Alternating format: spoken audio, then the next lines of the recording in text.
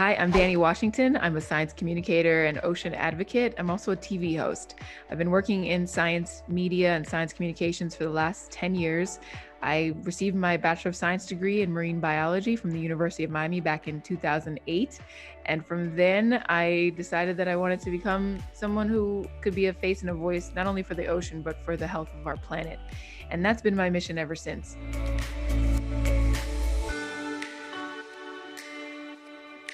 Yeah. So when I was 6, I learned about the field of marine biology because originally I said I wanted to be a whale trainer. Thanks, Free Willy, the movie. That was the first thing that I saw. I was like, I want to swim with orcas. They're my favorite animals on the planet still to this day. But what I quickly realized, thanks to that movie and also just doing some reading and learning from my parents, that, animals in captivity, a bit tumultuous, not really what I want. I wanted to see animals like that out in the wild. And so the idea of being a marine biologist seemed to hit that on the head, but it wasn't until high school that I realized, wow, okay, marine biology is so much more than just studying whales and dolphins. That's what a lot of people perceive it to be. Marine biology is about studying life in the ocean, everything from microscopic plankton all the way to the great whales. We need everything in the ocean to be healthy and safe because they're like our crew members. They're helping Spaceship Earth continue to thrive. And if we don't have a healthy ocean ecosystem or ecosystems terrestrially, humans are doomed because we are literally the passengers on the spaceship. Taking that passion for marine biology transformed once I went to college and began pursuing my degree in that field. I saw there were many different pathways I could take as someone who loves the oceans, who's passionate about marine science, and wanted to spread the word. I interned with government agencies. I interned with, other scientists who were conducting research projects. I also volunteered with nonprofits. So it gave me a great glimpse as to what I could do in the future. And by the time I was a senior in college, I knew that I wanted to do something related to connecting with young people, but also educating, but not in a traditional sense. I didn't want to be a teacher in a classroom. I wanted to be out in the field. And that's where the idea of like someone who I watched growing up, Bill Nye the Science Guy, came up. And I was like, well, I haven't seen anybody who looks like me doing what he does. So let's aim for that. When I was 21, I found an article or an ad actually in Teen Vogue magazine. And I had just graduated from UM, no idea what I was going to do at that moment. And I saw this ad and it was saying, what are girls doing to follow their hearts? And it was being sponsored by Roxy, the surf brand. And so I pulled out the article. I was like, listen, I need to follow this. I need to do something about this. So I asked my friend to go to the beach with me and my little cousins. And we filmed a short video talking about plastic pollution in the ocean and why we have to stop plastic pollution and also protect the ocean for future generations. That video won the contest and they awarded me $10,000. And with that money, I co-founded my own nonprofit called Big Blue and You, which is based in Miami, Florida. And we focus on educating and inspiring youth about ocean conservation using arts, media, and science.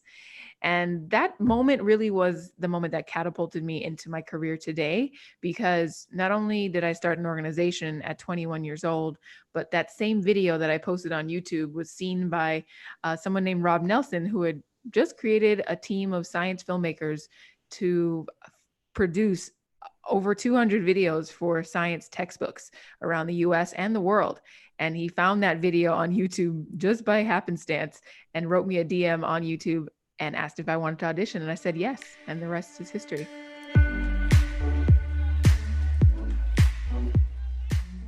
We have this beautiful blue backyard in Florida that is one of a kind.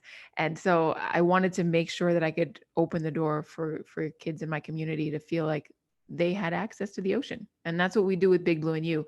We create opportunities and through events, fun live events for kids where we bring artists and scientists together to create activities that they can do throughout the day, kind of like a festival. And there's drumming, there's art, there's paddleboarding, all the fun things that you could do at the beach. We have it in this compact event and it's so much fun. And it serves as the spark to help inspire some curiosity for kids who don't have access to the ocean or even are scared of the ocean. That event, it's called Art by the Sea, is kind of that moment where we want to show the ocean in a positive light and inspire them to learn more.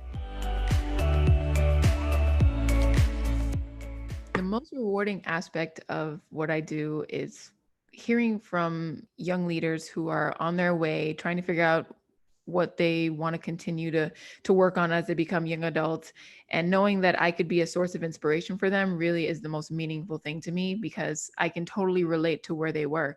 I remember being a high school student and not seeing any women that looked like me that I could really look up to as role models. And my hope and my dream is that I can be one of those role models for someone today, as well as all the other women that are surrounding me that are in my similar, career field. They're doing amazing things, and there's so much space for everyone to be involved, no matter what. So I hope to continue to be a role model and someone who can encourage individuals to follow their passions and their dreams. Before I started, I wish someone would have told me to just create. Don't wait for someone else to give you permission, because I think for a long time I thought, well, I have to have like a super fancy film crew and all this expensive equipment to begin creating content about things that I loved. When in actuality, I could have created it on my smartphone at that time, and I think it's quite serendipitous that I became a young adult in the tech boom, the beginning of the tech boom, where we saw all these apps just explode with popularity, and the way that we share content has completely changed from the way that we did just 10 years ago. And so I wish someone would have just said that, like, don't worry about it. Just put it out there. Short form content is a big win. So just do it and not overthink it.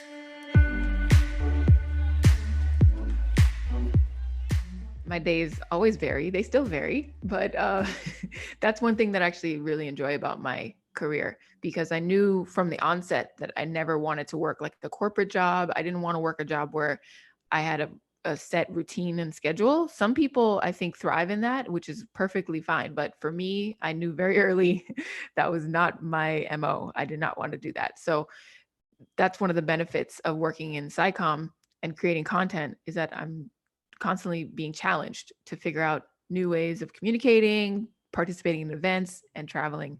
So pre-COVID, a day in the life for me would be, spending probably around 3 to 4 hours on email every day. Email is everything, because that's your main correspondence with everyone in the world.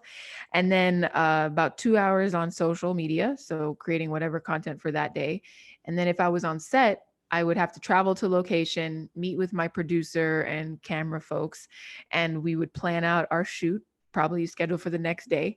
And then by the time we actually start filming the segments, we're working like a 6 to 8 hour day straight. And production is interesting because it's almost like a sprint. You have to just, as soon as you start, you have to just go, go, go. And you got to have a certain level of stamina and endurance in order to do that kind of work, because you got to deliver. And as a host, as someone who's in front of the camera, you have to have the same energy level throughout the entire day. Even if you're exhausted and you're like, I'm so sick of this right now, you got to dig within yourself and figure out how to maintain that, because it's going to show on camera.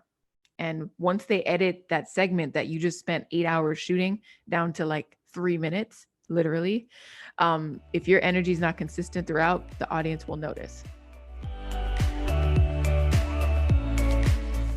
Well, this is another fun YouTube story. The showrunner, the person who basically takes a concept for a television show and pitches it to different networks, she happened to find my content online, some of my YouTube videos, which are kind of sparse. I do not have a huge YouTube following, just because my energy has been elsewhere. But this woman, she saw my video and reached out and said, hey, like, we're looking for someone for this new show called Nature Knows Best. And it's all about biomimicry, how we're using nature to inspire new design and technology. And she's like, I think you might be a good fit for it. And so again, I auditioned and got the job. And it was such a great experience. I worked with them for 2 seasons. So we made 26 episodes. And I got to travel around meeting different engineers, chemists, inventors, entrepreneurs, all who were looking to nature for the answers to their biggest problems that they face in their community or personally. So that show was a lot of fun to work on, and it's still available on Amazon Prime. So for me, I've chosen this kind of personality-driven television host role, someone that people can look to for just different ideas and science concepts presented in my own style. And so for that role, you definitely want to practice being in front of the camera a lot. film yourself, have other people film you. Just learn how to be comfortable with cameras and lights in your face. That's actually a major skill set. Secondly, I would say it would be learning how to quickly synthesize information and summarize it. So when I'm on set and I'm working with experts, they're explaining some crazy concept to me, and I'm like, I got it. I did my homework. I read up on this, and I'm listening to you say this. But my job as a host at this point is to take exactly what you just said and squish it down into a little, a shorter version of that, as well as simplified, so that those who are watching who don't have, a scientific background can understand what was just said.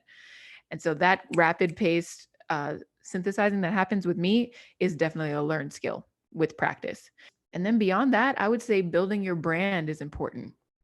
So even having some skill sets in marketing, learning how to create a logo for yourself, and building websites. Like I built my first website for me in 2013, just with Squarespace, and decided, I was like, okay, well, I'm gonna own my domain, and then I'm gonna build. And I just kept doing different iterations of my website, and now I have someone who can help me with that. But I just had to start it myself. So if you begin that way and you start creating content and just putting it out onto the internets, you will be seen somehow, some way. I mean, I'm definitely a testament to that. I would recommend to someone who's interested in getting involved in marine biology or marine sciences in general would be, number one, get at least a Bachelor of Science degree in one of those, realms. Start with that. I personally don't have a graduate degree because I chose to focus my work and my energy on communications. So you can still go and get a master's degree, you can get a PhD, but if you want to specifically be a science communicator, you may not necessarily need those higher level degrees. Just depends on what type of SciComm you want to do.